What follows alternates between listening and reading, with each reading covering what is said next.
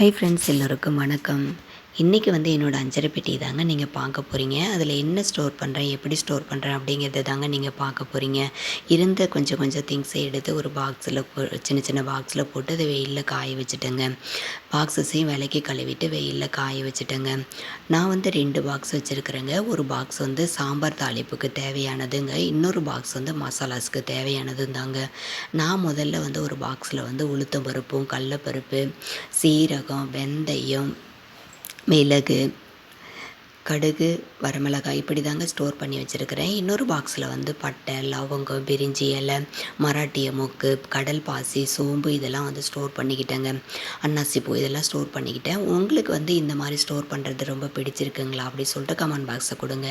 நீங்கள் எப்படியெல்லாம் ஸ்டோர் பண்ணுவீங்க அப்படின்னு சொல்லிட்டு கமெண்ட் பாக்ஸில் கமெண்ட் கொடுங்க. இந்த பாக்ஸ் ஆன்லைனில் தாங்க வாங்கியிருந்தது. எனக்கு ரொம்பவே யூஸ்ஃபுல்லாக இருக்குங்க.